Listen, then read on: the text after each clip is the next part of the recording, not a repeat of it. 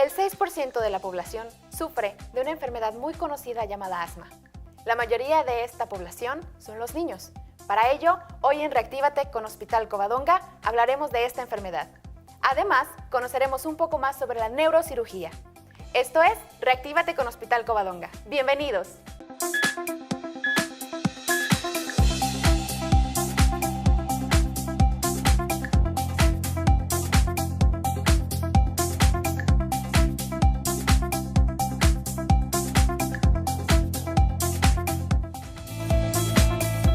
El día de hoy, en Reactívate con Hospital Covadonga, hablaremos de una enfermedad que afecta no solo a los niños, sino también a los adultos. Para ello, nos acompaña nuevamente la neumóloga pediatra Brena Cristel de Borbón. Muchísimas gracias, doctora, por hacernos el honor de acompañarnos otra vez. Gracias a ti, Wendy, es un placer. Pues, inicialmente, queremos que nos diga qué es el asma, porque muchos escuchamos de esta enfermedad que afecta a adultos, pero especialmente a los niños. ¿Qué es exactamente esta enfermedad? Ok, mira, Wendy, el asma es una enfermedad crónica inflamatoria de la vía aérea. La vía aérea son los conductos que transportan el aire hacia los pulmones cuando nosotros respiramos. Entonces, estos conductos se inflaman y llegan a haber una producción de moco abundante, se obstruyen, entonces el aire no puede pasar de manera adecuadamente para llegar hacia la parte de los pulmones y ser aprovechado. Empieza a presentar la persona algo que se llama sibilancias. Además, estas personas tienen una respuesta muy exagerada, de manera que los bronquios se cierran, disminuyen su tamaño, su calibre, y el aire dificulta todavía más el paso. A diferentes estímulos puede ser esta respuesta exagerada, puede ser desde cambios en la humedad, en la temperatura, el estar expuesto a caspa de animales, a ácaros del polvo, a diferentes cosas que las personas que no tienen esta enfermedad normalmente no reaccionan así. Entonces, todo esto pues dificulta el paso de aire, hay bastante dificultad para respirar y por lo tanto, bueno, esto a veces se puede revertir con medicamentos o puede revertirse de forma espontánea. Simple y sencillamente cede el estímulo y se detiene esta obstrucción. Mencionaba que es una enfermedad crónica. ¿Esto quiere decir que una persona asmática siempre va a ser asmática, toda su vida va a ser asmática, o hay alguna forma de que se cure esta enfermedad o bien de controlarla? Generalmente la persona nace con esta susceptibilidad, con esta enfermedad, ya lo trae en su genética, ¿sí? Que se desarrolle puede ser en diferentes niveles de la vida. Generalmente se desarrolla en la infancia, que es cuando la detectamos, y mandándole un tratamiento adecuado, el asma no se cura, sino se controla realmente. No podemos decir vamos a curar el asma porque es una enfermedad que viene en nuestros genes, sino que realmente se controla con diferentes tratamientos. O sea, esta susceptibilidad ya es genética, ¿no? La persona puede llevar un tratamiento adecuado y llegar a controlarse, sin embargo, siempre va a ser más sensible que las personas que no padecen esta enfermedad. Así es, siempre va a tener esa sensibilidad. Sin embargo, pues nosotros ayudamos a controlarla y a disminuir también esta sensibilidad que existe. Hablaba además de las sibilancias. Estas sibilancias son... ¿Qué son? Son sonidos mucho más aumentados cuando esta persona respira, ¿no? Es una respiración que por el moco y por el cierre de los bronquios, la respiración se vuelve como si estuviera un silbido. Chiflido, un silbido, exactamente. Se vuelve un tono así como suave del... Entonces, como agudito. Exactamente, ¿no? Las personas lo sienten, los niños lo sienten en su pecho y los papás nos han llegado a decir cuando llegan a la consulta que escuchan que sus niños presentan una sibilancia, un chillido en el pecho. Él le chilla el pecho, ¿no? Está apretado del pecho. ¿Cuál otros síntomas nos podrían orientar a pensar que una persona o que un niño está padeciendo tanto un ataque de asma como que es asmático, asmático pues crónico, valga la redundancia? Muy bien, la manifestación de las personas que presentan el asma va desde la tos, que puede ser una tos muy temprano por las mañanas o una tos durante las noches. Es una tos que a veces se acompaña de secreciones o a veces puede ser seca. Son una tos persistente en accesos que a la persona no le permite respirar, alcanzar el aire. Siente que se le dificulta para respirar o le falta ese aire. En ocasiones incluso pueden sentir una opresión en su pecho o dolor en su tórax, también en su pecho. O bien la persona puede presentar estos ruidos, una respiración muy ruidosa, muy áspera o silbante. Hablaba también de causas genéticas. Dentro de las causas, ¿solo es algo, por ejemplo, hereditario? ¿O cuáles son las causas de esta enfermedad? Generalmente, sobre todo en el asma en los niños, hay antecedentes de que hay un papá o mamá que tiene asma o a familiares, varios familiares que tienen el asma. Entonces es una susceptibilidad que trae a veces heredada y en ocasiones no es heredada, sino la persona nace con esa susceptibilidad. Entonces aquí podemos dividir el asma en dos puntos, el asma que es alérgica y el asma que no es alérgica. En el asma que no es alérgica, la persona ya tiene esa susceptibilidad o esa respuesta exagerada a diferentes estímulos, produciendo el cierre de las vías aéreas o el aumento en las secreciones, a diferentes estímulos desde cambios en el clima, por ejemplo, el hecho de respirar aire muy frío de repente o el aire muy caliente, eso puede ser una acción de que la persona se cierre o empiece con los accesos de tos o a producir bastante moco. O bien estar expuesto al tabaco, al humo de leña o a los contaminantes ambientales. Esto puede hacer esa reacción en el caso del asma no alérgica. Y en el otro caso, que es en el asma alérgica, que está generalmente hay varias personas que ya son alérgicas en la familia, esta es una sensibilidad exagerada, pero a cosas que normalmente no nos harían, que se encuentran en el ambiente y que normalmente estamos expuestos y no nos producen esa reacción. Por ejemplo, el polvo, la caspa del perro, la caspa del gato, lo que son también los pólenes, las malezas, los diferentes céspedes que hay en los diferentes lugares.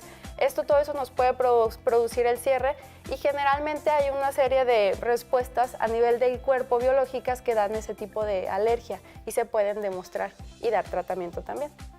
O sea, ya con este cuadro sintomatológico, ¿no? Ya con la tos, la opresión del pecho, las sibilancias o chiflido del pecho, más aparte los cambios climáticos y todo esto, ¿podemos dar un diagnóstico o se tiene que hacer alguna serie de estudios previos para saber si una persona ya tiene asma?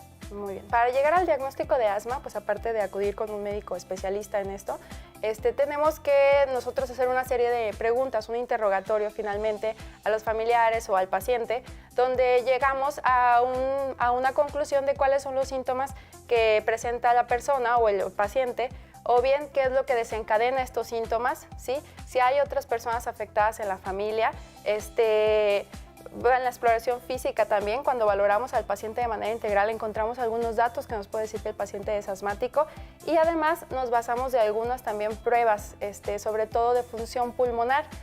Una de ellas se llama espirometría. En la espirometría el paciente sopla a través de un tubo que está conectado a una computadora y mide la cantidad de aire que puede sacar de sus pulmones y la cantidad que se queda adentro por la obstrucción.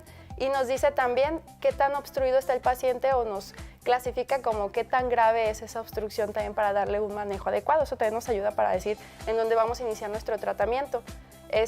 Otro de los estudios también de los que nos basamos mucho y que yo pido mucho apoyo a mis compañeros es el de pruebas cutáneas, que lo realizan los doctores de alergología. Entonces nosotros derivamos a los pacientes para realizar este tipo de estudios, donde consiste en que aplican varias pruebas de los posibles alérgenos que se presentan y que el paciente puede estar haciendo reacción. O sea, de las posibles sustancias que podrían causar alergia en esta persona o en este niño, ¿no? Así es, exactamente. Entonces ahí se detecta realmente a qué puede ser alérgico y se le da un tratamiento, una terapia específica para tratar de disminuir esa sensibilidad que el paciente presenta a ese tipo de sustancia. Dentro del tratamiento, bueno, si sabemos que es una enfermedad crónica, ¿el tratamiento va a ser también todos los días? ¿O es un tratamiento crónico también? ¿O solamente en las agudizaciones, solamente dentro de los ataques de asma? ¿Cuál es el tratamiento para estas personas o en el caso de los niños? Muy bien, sí hay dos tipos de tratamiento, como lo comentas. Hay un tratamiento que es de mantenimiento, en el cual consiste en una terapia inhalada, es decir, son como sprays o aerosoles, vapores exactamente, que nosotros utilizamos de manera diaria durante un periodo indefinido, dependiendo de la respuesta de cada paciente, que aparte tiene las ventajas de que por ser inhalada hay muy poca absorción a nivel de sangre periférico, entonces más local en exactamente, pulmones. Actúa exactamente directo en los pulmones y no hay tantos efectos secundarios que normalmente tienen otros medicamentos. Y dentro de las terapias de las agudizaciones o de los ataques de asma, ¿cuál es el tratamiento que se da normalmente? También para eso tenemos medicamentos tanto nebulizados o también en aerosoles. Y bueno, les decimos broncodilatadores de acción corta porque nos ayudan a abrir el bronquio de manera más eficaz cuando está cerrado por algún evento agudo. ¿sí? Entonces algo que pasó de manera súbita, se cerró, ese nos ayuda a abrirlo de manera más rápida. Sin embargo, el otro tratamiento de mantenimiento nos ayuda a desinflamar, que es parte de lo que te conté al principio cuando te describí que era el asma. Entonces ayuda a desinflamar y nos ayuda también a ir abriendo poco a poco el bronquio y que no sea tan sensible esa vía aérea a las diferentes sustancias que hay en el ambiente. Que normalmente no serían causa de estos ataques, ¿no? Exacto. Doctora, pues le agradecemos nuevamente su presencia. Podemos seguir hablando de asma y de muchas cosas más, pero bueno, el tiempo nos lo requiere así. Muchísimas gracias de nuevo por acompañarnos. Gracias, es un placer, Wendy. Hasta la próxima. Este año tienes mucho por ver. Inicia tu año mejorando tu visión con la cirugía de cataratas por facoemulsificación que incluye lente intraocular, ultrasonido ocular y servicios hospitalarios por solo 10,000 pesos. Informes al 71 455 20 en Córdoba o al 72 550 19 en Orizaba. Hospital Covadonga. Reactiva tu vida al máximo. Previene el cáncer de próstata sin dolor con el paquete urológico que incluye antígeno prostático, ultrasonido de próstata, estudio de urocultivo, química sanguínea y valoración por médico urólogo, todo por 600 pesos. Recuerda, di no al cáncer de próstata y disfruta la vida al máximo. Informes al 271 455 20 en Córdoba o al 272 550 19 en Orizaba. Hospital Covadonga.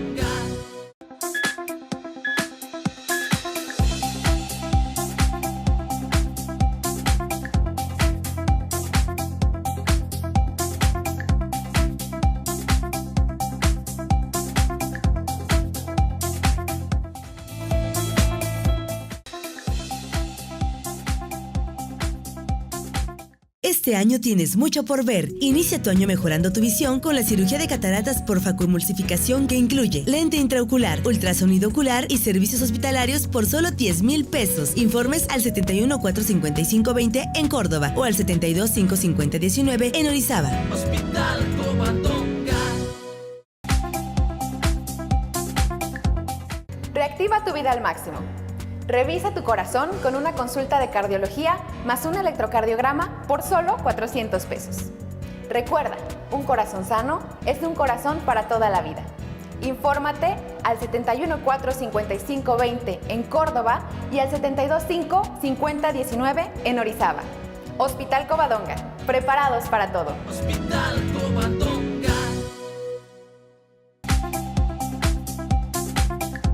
Continuamos en Reactívate con Hospital Covadonga. Ahora vamos a hablarles sobre una subespecialidad muy interesante. Para ello nos acompaña el doctor Daniel Alberto Ramos Mendoza. Él hizo esta subespecialidad en el Centro Médico de Occidente y está avalado por la Universidad de Guadalajara. Doctor, muchísimas gracias por acompañarnos. Wendy, muchas gracias por la invitación. Cuéntenos exactamente de qué consiste esta subespecialidad o qué es lo que ve en esta área. Ok, bueno, la neurocirugía es una rama de la medicina la cual se encarga de estudiar lo que es la prevención, el diagnóstico y tratamiento de las enfermedades o de determinadas enfermedades que son quirúrgicas del sistema nervioso central y del sistema nervioso periférico. Es decir, que son tratables mediante una operación, no mediante una cirugía. Así es decir, que son tratables mediante un procedimiento que requiere una cirugía, ya sea a nivel cerebral o una cirugía a nivel de la columna vertebral. Dentro de esta especialidad nos habla del sistema nervioso central, pero ¿en qué se diferencia o cuál es la diferencia con la neurología? Ok, la diferencia principal entre la neurocirugía y la neurología es que la neurocirugía se encarga de ciertas enfermedades que la resolución de estas es en base a un procedimiento quirúrgico. En cambio, la neurología son también ciertas enfermedades del sistema nervioso central, pero la resolución no es mediante cirugía, sino es mediante tratamientos médicos, ya sea de forma oral, de forma intravenosa. O sea, más farmacológico, ¿no? Así es. En lugar de una operación es tratamiento. Todo aquello que involucre a una cirugía la realiza el neurocirujano y todo aquello que no tenga que ver nada con cirugía, pues puede llevarla a cabo un neurólogo. De algún modo van de la mano, sin embargo no es el mismo tratamiento. Así es, de algún modo son similares, estudiamos la misma área, solo que de diferentes enfermedades determinadas por el tratamiento que se va a dar, ¿no? Así es. Mencionaba diferentes enfermedades. ¿cuáles son las enfermedades más comunes que se tratan mediante un neurocirujano? Bueno, existen una amplia o gama variedad de enfermedades, ¿no? Dependiendo, incluso son congénitas, podemos empezar con algunas malformaciones, ya sea del cerebro o retenciones de líquido dentro de niños recién nacidos, con infecciones del sistema nervioso central, como son abscesos, como son otro tipo de infecciones más graves, más fuertes que afectan el cerebro o incluso la médula espinal de un bebé. De ahí pasamos a los niños, que también son malformaciones sobre todo y retenciones de líquido. Y posteriormente son los adultos jóvenes o adultos mayores, en los que la gama de patología es muy amplia. Ahí podemos abarcar desde accidentes vasculares cerebrales, tumores cerebrales o tumores de la columna vertebral, o lo que es también y la causa número 1 de mortalidad en nuestro país, el accidente automovilístico, lo que condiciona el traumatismo cráneoencefálico. Todos aquellos accidentes en los que los pacientes sufren un traumatismo cráneoencefálico que condiciona una hemorragia, ya sea dentro del cerebro o cerca del cerebro, son tratadas mediante esta especialidad.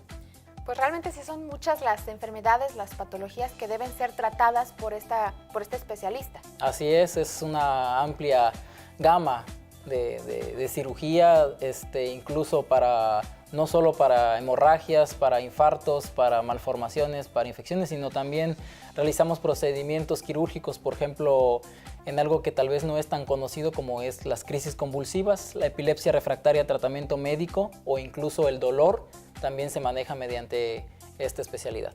Qué bueno que menciona lo del dolor, porque bueno, en muchas ocasiones varias personas hemos sentido dolores de cabeza en diferentes intensidades. ¿En qué momento podemos o en qué momento debemos acudir a un neurocirujano? ¿Cuándo sabemos si nuestro dolor de cabeza es un dolor de cabeza sencillo o ya es algo que podría ser tratable mediante neurocirugía? Bueno, primero que nada el protocolo inicial usualmente lo hace un neurólogo en este caso, en donde se hace una historia clínica del paciente, una exploración neurológica. En base a ello se solicitan estudios, los cuales no son simples radiografías de cráneo, sino ya son estudios de neuroimagen avanzados, como una tomografía simple del cerebro, y después se pasa a algo mucho más, que es la resonancia magnética nuclear, y aquí se realiza en el Hospital Covadonga. ¿También es útil el electroencefalograma? Es muy útil en ciertas patologías, no en todo. A nosotros, sobre todo como neurocirujanos, nos es útil cuando abordamos la epilepsia para tratarla de forma quirúrgica, pero para realizar otros tratamientos de otras enfermedades usualmente no es necesario. Dentro de los accidentes vasculares cerebrales, bueno, sabemos que hay dos tipos, ¿no? El isquémico, en el cual la irrigación o el flujo de oxígeno no es adecuado, y el otro que es el hemorrágico. ¿Ambos son tratables mediante neurocirugía, mediante un neurocirujano? Sí, ambos son tratables dependiendo de muchas cosas, dependiendo de la edad, dependiendo del tiempo de evolución, dependiendo de todas estas situaciones, son tratables mediante el proceso quirúrgico de mi especialidad. Digamos que estamos en una situación ideal y una persona está sufriendo un accidente cerebral vascular. ¿Cuáles son los síntomas más comunes o los síntomas que nos hacen sospechar y detectar uno de estas enfermedades? Ok, usualmente cuando uno tiene un síntoma vascular cerebral, ya sea de tipo isquémico, lo que se conoce como infarto, o hemorragia, entonces se tienen síntomas como son muchas veces dolor de cabeza, sensación de entumecimiento o hormigueo en lo que es la mitad de la cara o la mitad del cuerpo, pérdida de la fuerza de la mitad de la cara, de la mitad del cuerpo, lo que es el brazo, la pierna, o incluso debilidad. Y cuando es muy grande la lesión puede haber crisis convulsivas, pérdida del estado de alerta o simplemente somnolencia sin poder despertar. Suponiendo que tenemos ya identificado el accidente cerebral vascular con todos los síntomas que nos acaba de mencionar, ¿qué es la recomendación que podemos dejarle a las personas que nos están escuchando? Bueno, inmediatamente reconocer estos síntomas como un proceso que es algo más que un simple dolor de cabeza, y que se trata tal vez de una lesión cerebral, la cual puede impactar muy severamente en nuestra calidad de vida, por lo cual tenemos que acudir o pedir auxilio, ya sea a nuestra casa o acudir a un servicio de emergencias médicas en el que nos deben de dar un protocolo inicial para un accidente cerebrovascular. Lo más importante es acudir en tiempo y forma, o sea, no dejar pasar. Si usted está teniendo estos síntomas que acabo de comentar, pues tiene que acudir inmediatamente a un hospital o a un servicio de urgencia. Es identificar los síntomas y, bueno, tratarlos de forma rápida y oportuna. Así es. porque muchas veces los pacientes llegan ya a un servicio de urgencias cuando ya no se puede hacer algo más, no se les puede cambiar la evolución natural de esta devastadora enfermedad. Doctor, pues podríamos seguir hablando de muchas más enfermedades que afectan o que tienen que ver con la neurocirugía, como nos mencionaba, los tumores, enfermedad cerebral vascular. Pero bueno, el tiempo que tenemos es muy cortito, sin embargo, le agradecemos muchísimo todos sus conocimientos y que nos haya acompañado esta. Pues les agradezco a tu auditorio y a ti la amable hospitalidad y la amable invitación. Muchísimas gracias por acompañarnos también.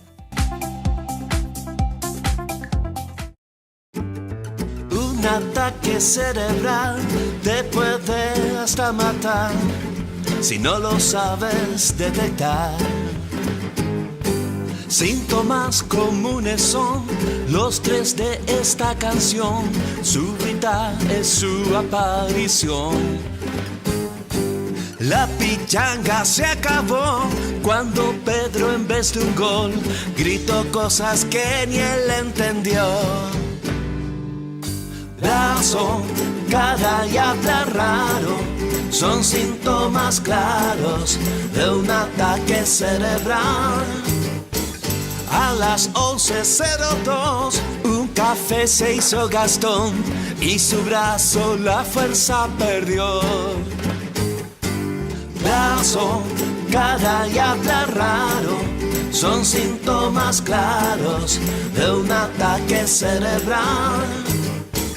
Cuando se echaba rubor, Lucho le dijo a la flor: vieja, tu cara se deformó. Brazo, cara y hablar raro son síntomas claros de un ataque cerebral. No reacciones asustado, anda de inmediato. A la urgencia hay que llegar. Anda de inmediato. A la urgencia hay que llegar. Anda de inmediato. A la urgencia hay que llegar. El día de hoy, en Reactívate con Hospital Covadonga, conocimos un poco más sobre subespecialidades que mejoran la calidad de vida. Recuerda, prevenir es amar. Muchas gracias por acompañarnos y nos vemos la próxima semana.